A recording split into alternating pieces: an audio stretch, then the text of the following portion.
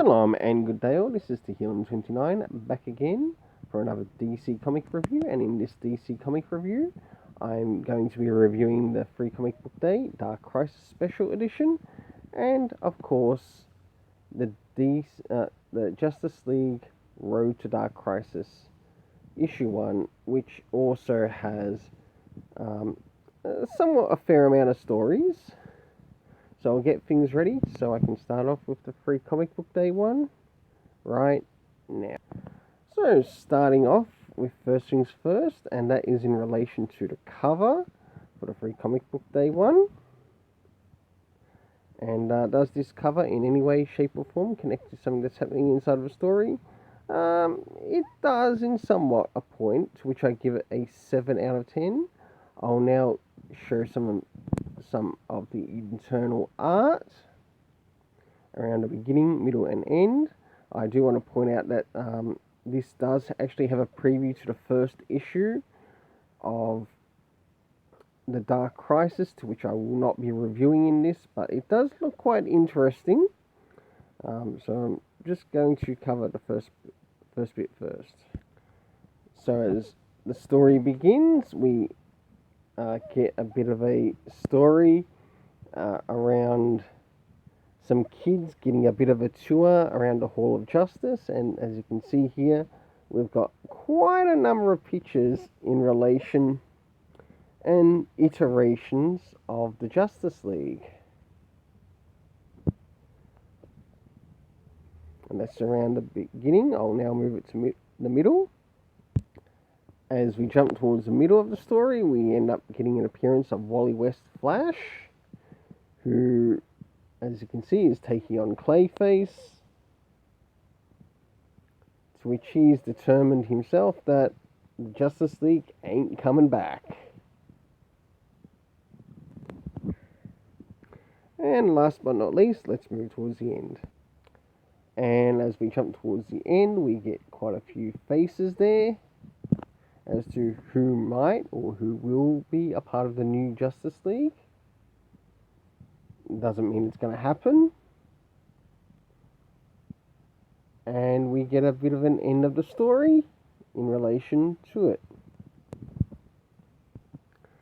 So for the internal art, I gave it a 7.5 out of 10. Jumping in relation to the story, to those who follow my channel, there are things that I like to follow, but seeing that this is somewhat a bit of a one-shot, it wouldn't have hurt to included some comic book references. I think it would have helped the story a little bit more, including the audience, but that's neither here or there. So moving into the first things first, did we get any indication of time? No, but we did end up getting somewhat pictures related to time periods of the Justice League, but that was the closest thing we actually got. Moving into the location, we had the Hall of Justice. And the cast of characters, we had Lisa, who was actually Clayface, and last but not least, Flash, and also some students who were going to the Hall of Justice. The overall story rating, I give a 7.5 out of 10. It's now time to move into the Justice League Road to Dark Crisis. Oh, and just a reminder, I give the story rating a 7.5 out of 10. So now it's time to move into Justice League Road to Dark Crisis, and moving in the first things first, and that is in relation to the cover. And does this cover in any way connect to what's happening in the story in any way, shape or form? Sure enough it does, to which I give it a 7 out of 10. This has a total of 5 stories in it, and what I'll do is I'll show you a little bit of art from each story. I'm not going to be able to go through what's happening story-wise. I might not be able to go through what's happening story-wise, but I will move on to both the story and the art rating afterwards. So this is some of the art from the first story, which Joshua Williamson has done. I will have something to say about this when I get to the story rating, but as you can see here, there's a bit of a discussion between John and Dick, when really he should be talking to Damian Wayne. Moving into the art and story of the second story, and I really like what Jeremy Adams has done here.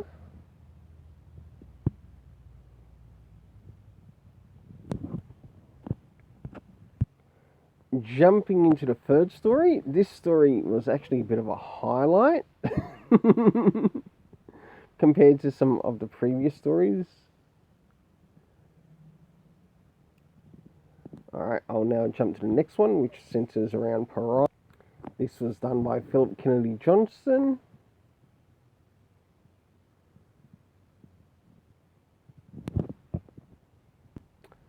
And last but not least, the Stephanie Phillips story.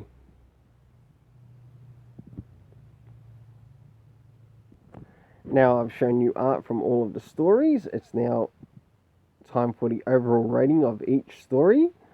For the first story, I gave a 6.5 out of 10, and that is covering the Joshua Williamson one, as I felt it really was a bit of a stinker in some part of what they were doing with. Right, there were some small points that were liked, but I got to bring this up. Let Kid Amazo be a Super Sons villain, not a John and Dick Grayson villain.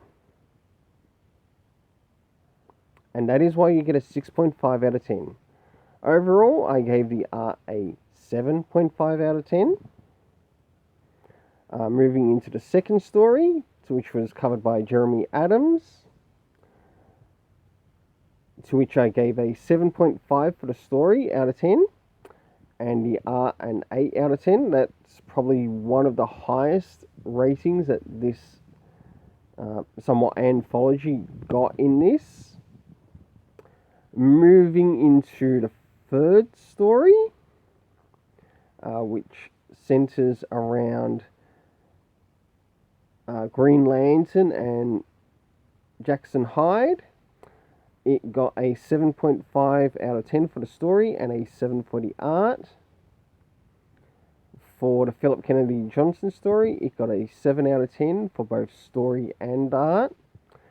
And for the Stephanie Phillips one, it got a 6.5 out of 10 for the story and a 7 for the art. Well, overall, let's keep it colourful and have yourself an awesome day.